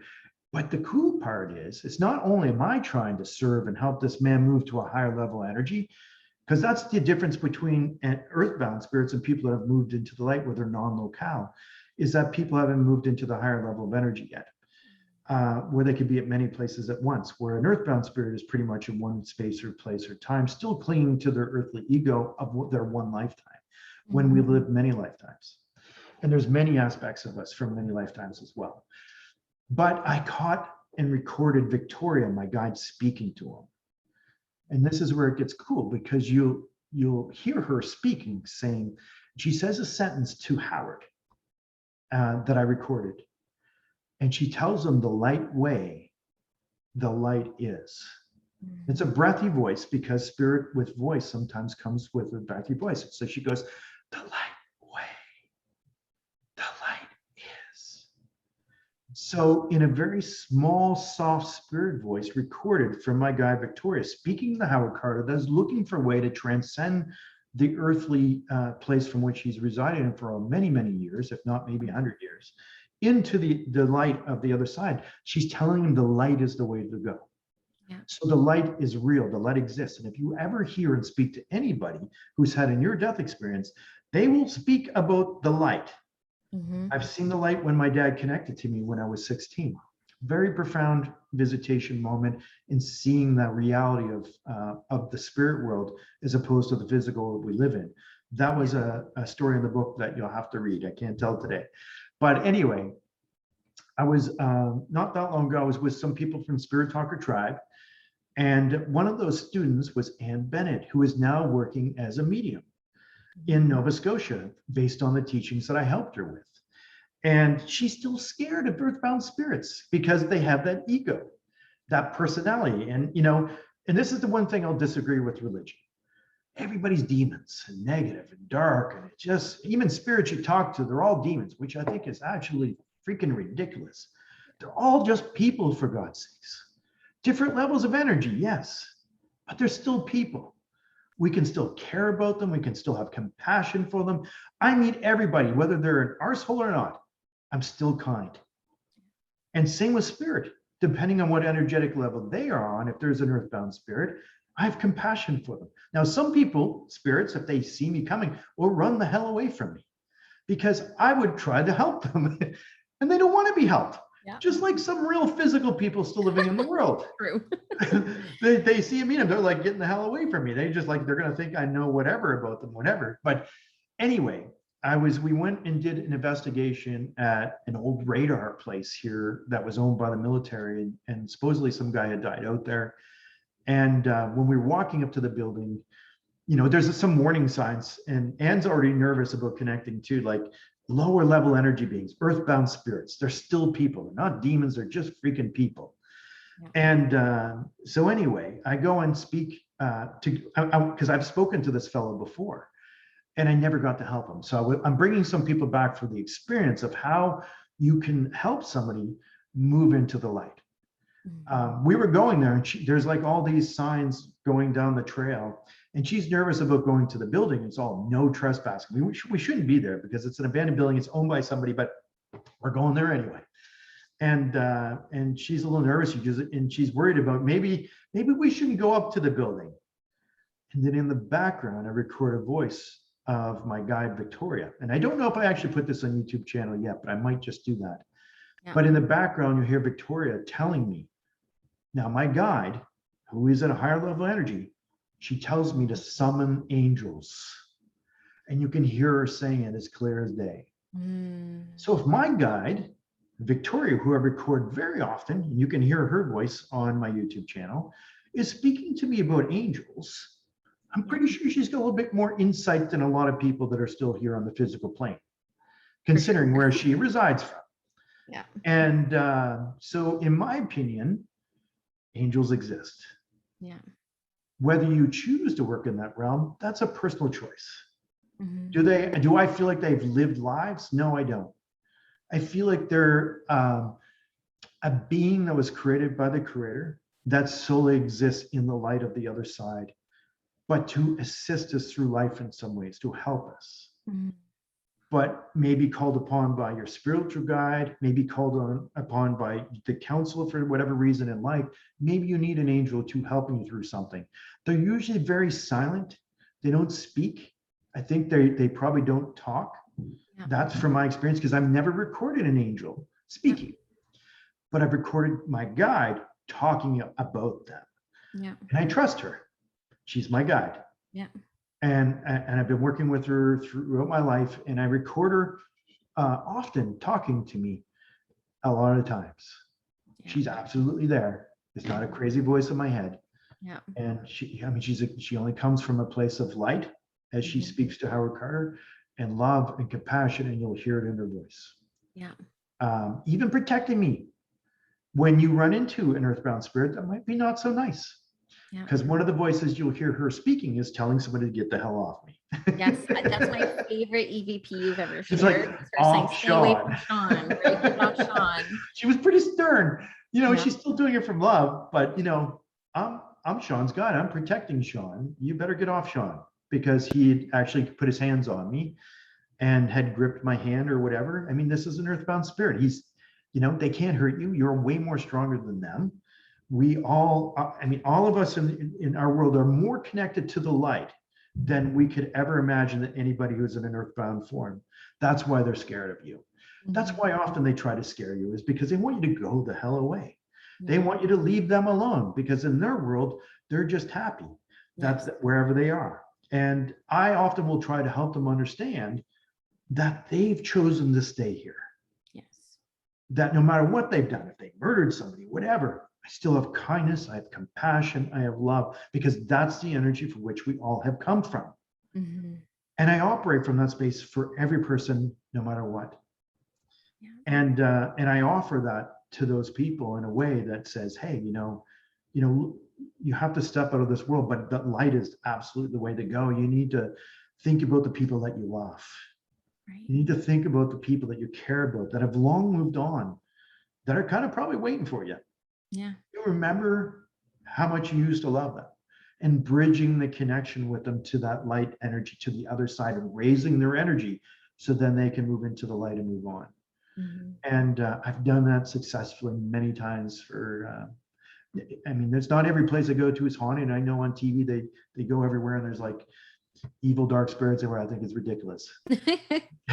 There's spirits around, and most of them are not dark or evil. Some of them are just got bad attitudes, and they're just still people. And if you approach them from that space and place, and take a recorder, might actually record them, might actually record your guide talking to them, might record your guide talking about angels helping them.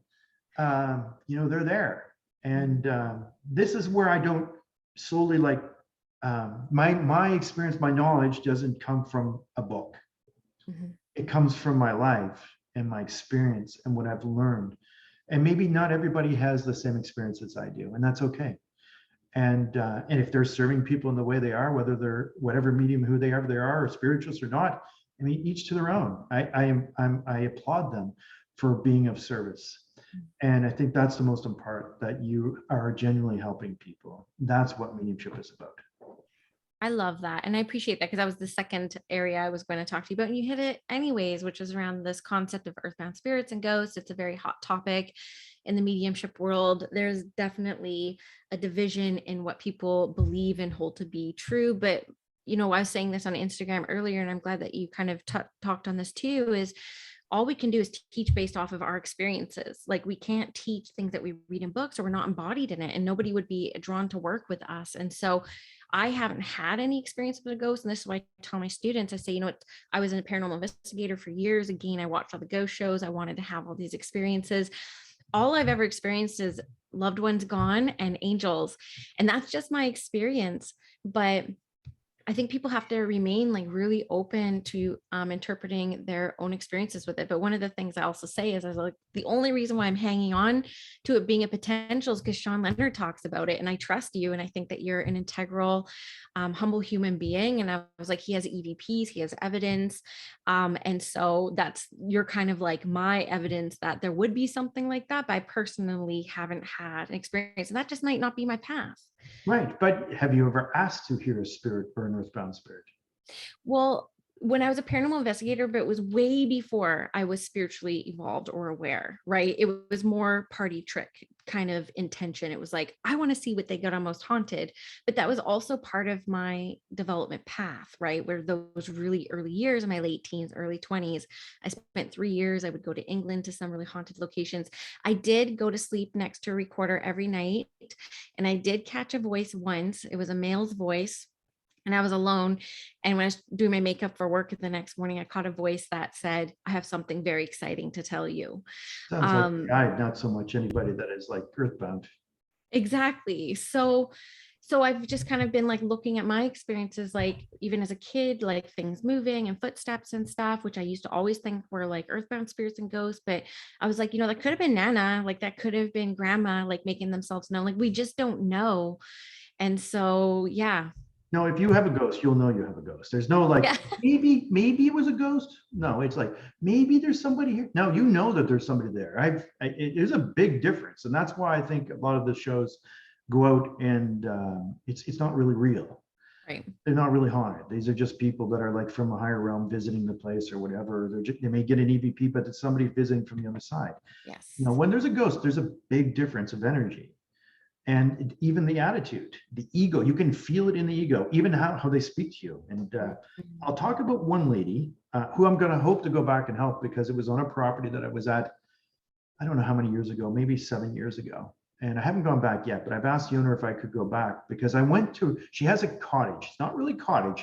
It's a mobile trailer, like a mobile home.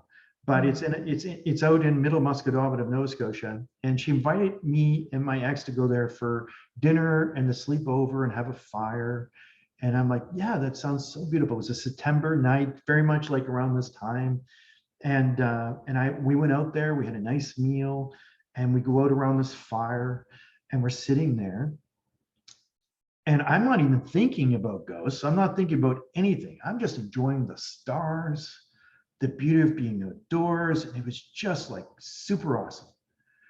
And then a woman comes right up to me and talks very, very loud. This is when I hear ghosts. I hear them with my ears more. Okay. Yeah. As opposed to my mind. Subjective. Like I can hear them talking to me outside of myself. Yeah. Like a person's talking to me. And this woman comes up to me, and this is how she sounds. She goes, I don't like you on my property. And she said that word for word. Yeah. I'm like, what the hell? I said, you guys got somebody freaking here. And she's like, oh my God, that's so-and-so. This is her old property. And she's like, we feel her around sometimes. Like, no, I'm not cheating. You really got somebody here. That's like, I took my ex-wife's phone. I said, listen, she's going to come back and talk to me. Yeah. I hit record. I said, I'm going to wait. I'm just going to sit here, but she's going to come back, because people don't hear what I hear. And I'm like, it confuses the hell of me, is why people don't hear what I hear. Because it sounds like another person speaking to me, like with a loud voice, especially an earthbound spirit. So I'm sitting there waiting, 10, 15 minutes goes by. And sure enough, she comes back. She goes, tell her son to stop putting on my property. I'm like, oh, there she goes. I got her. We stop, rewind, and you can hear it. And this is the really cool part. Even no one else can hear her. If I hear her, I can record her. And I can play it back, and you can hear her speaking to me. And she sounded just like that. Now, nobody in a higher level of energy has that sense of ego, and they're hanging around their property at all. They couldn't care less about whatever they had in earth anymore.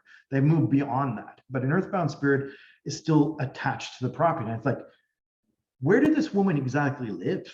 She goes, actually, her house burnt down. I said, where was her house? She goes, right where we're having the fire. I'm like, no wonder she's pissed off. We're having a fire in the place where her house used to be. That burned down. What's the odds? Like, you might want to move the fire pit. So anyway, I slept in her trailer. Now, mind you, her house wasn't in where her trailer is, in a different place.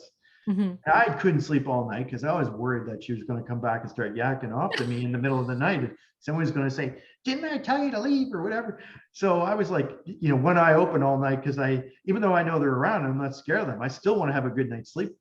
And but she never did come back. But that's because her house was there, and I was in her space. And that's where she still resides. And I never got a chance to go back and see if I could actually speak to her and help her. So I usually, when I do stuff like that, I like to bring a few people with me that I'm teaching, that I feel have potential to move into an area like Ann Bennett or Elaine Hale or Vanessa Peckford, the people, the students that I have that are local, because I want to help people as much as I can understand the spirit world. Because then when they experience it, they understand. I mean, it's nice to tell people things, but unless you experience it firsthand, it's different. And my world's a little bit different than other people's, and my understanding is a little bit different. But I mean, it's all real. I mean, it's not crazy voice in my head, or I wouldn't be able to record them talking to me. Right. And unfortunately, that she's my ex-wife. I don't have that recording anymore. I wish I did. I wish I got it off her phone before we had split up. But phenomenal EVP like voice. But to me, it was as loud as another person speaking to me. Yeah. And what I would tell people that are developing as mediums, going to haunted places, potentially that there might be a spirit there, you may sense them, but talk to spirit and say, hey, I'm open to hearing you. It's okay to speak to me. Yeah. I did this with my ex-wife once, who was very sketchy of spirit world. I said, you know what? There's a man here. We were in Lewisburg in an old fort in Nova Scotia. And I said, there's a man here with us. I can feel him. I said, I'm going to talk to him. She says, okay. I said, excuse me, sir. I said, I know that you're here. I want you to know it's okay to talk to me if you want to talk to me. I know that you're here and it's okay to talk to me. And he goes, hello? And my ex-wife just about fell down on her ass and ran, and she's like, there's got to be somebody outside. She runs outside. There's nobody there. She says, it's on the other side of the wall. I said, there's a moat over there, for God's sakes. There's nobody in the moat. So she runs outside looking in the moat and there's nobody. She says, don't ever do that again with me there. But she heard him. Yeah. And there was this guy who had this French accent and he just said, literally said, hello. I love that. You got me wanting to do EVP all over. But it's just talk to them. They're people. Yeah. Talk to them like you know that they're there. So, I know you're here. It's okay if you speak to me. I'm open to that. Yeah. And then if they're not nice, you can move away from them, leave, smudge yourself, cleanse your energy, go about your day, send them some love if need be. But, don't feel like you have to hang out with him if he's not a good fellow. Yes. And I've stayed around a few not so good fellows sometimes. But that's all. I could go on and on and on because I have so much knowledge in this, but they're absolutely real. Whether you believe they're there or not, doesn't matter to me. Yeah, no, I love real. That. And go, if you're not sure, go out and explore it. But speak to them and talk to them. When you sense something with you and around you, it may be just your guide, like what you recorded while you're sleeping. But just don't walk around without communicating to the potential spirit that is with you. Speak to them. They're really with you. And you actually may hear them speaking back to you like they know that you can hear them. Yes. I love that. And I think too, like even earlier when you were talking about like the names and stuff like that with you, and this is just kind of like highlights for me, there's so much like intentionality behind the things that you're asking. It's like, just going back to even the names, it's like, I don't want to be like famous for names. It's like, I want names because I can communicate a lot easier. It's like the intention behind asking that is like pure, right? And so same with you getting like the EVPs and stuff like that. It's like, I don't want like a million YouTube downloads because I capture this EVP. It's like, I want to bring more evidence that spirit is communicating with us. So I just think like, this is a good thing for people to kind of like observe, because there's a lot out there in the Wild West of mediumship that is like not well intended. And I just think like you're just one of the most like well-intended mediums I've ever met. And I can hear that even in your stories. And it's not surprising to me you get all these amazing experiences because that's the intention that you're bringing into everything. I couldn't care less about followers. That's not what motivates me in life in any way. I mean, follow me or not follow me, but listen to them. And just hear them and see what you think. Just listen to them and just what does your gut tell you? What do you feel when you hear certain things? When my guide talks to me, or when you hear a pirate, so you go like that. Love it. Well, I'm going to link this. So I would love for you to kind of tell people like all the different ways they can get to know your work, like what you have kind of going on. I'll be publishing this the day before Spirit Talker airs on TV. So I'm really excited for Great. that. Yeah. But yeah, just tell us how we can. You can get a hold of me at my website is the best way. I don't Okay. do any personal readings. I don't. I wish I could, but I'm just too busy in life. Yeah. You can watch Spirit Talker on APTN if you're in Canada. Yeah. And if you're in the US, watch it on aptnlumi.ca. Get a virtual, it's virtual personal network, I think it's called, or virtual privacy network. It's a VPN. It's like NordVPN is a good. I don't get money paid for promoting NordVPN. I use it just so I can watch Netflix USA, just so you know. But my website is Shawn, SHAWN hyphen or dash, like a middle line, Leonard, LEONARD. .com. I'm launching my own course in September, between September 7th and 30th. People can sign up for Spirit Talker Tribe, and I have a year-long program, which I've been so happy that you've been part of, and one of my awesome students that I love so much, and is out there serving people in your own way, which is super cool. And you know, if anything that I taught you to help you kind of like be a greater medium, that's why I do what I do. Help people in different levels understand mediumship, understand what I've learned, and helping you step into it, even if it's just a small way, even if it's just for a family member, even if it's just for, you know, connecting to a friend for whatever reason that they may need a message, and just allowing maybe the potential possibility that you could work with that universal language of spirit, and giving something that impactfully affects another person. And that's why I teach the course. Is I can't read everybody, but there's a lot of people out there that might be able to read other people. And that's what I hope to do, is I can't change the world by myself, but we can change the world if we work together in helping know that there's spirit around us. It's not meant to be fearful, that there's different levels of energy, that there's an angelic realm, that our guides are with us, and how to raise your energy, lower it when you're not working, how to set boundaries, and then understanding that how to work with that the psychic language. Yeah. And so if you want to join that, that'd be awesome. I'm doing free teachings in my Spirit Talker Tribe interest group for the whole month of September. And then after that, I serve all my students, and that's what I give all my attention to. And again, that's what I said I'm most proudful of, is being able to help people, you know, develop. Absolutely. And I can attest, like everything Shawn does is beautiful, amazing. I felt so lucky to find you and get to take everything. I would feel so lucky to be able to get a private reading with you when I did. So thank you. And I'll have links to everything within the show notes as well. So you guys can quickly go to his website, his interest group, and the Spirit Talker Tribe and all that fun stuff. And of course, his book and TV show as well. So Shawn, it's so sad to let you go because I could talk to you for like 5 or 6 hours, but thank you so much for coming on Spirit School. Tell your husband I said sorry. I will.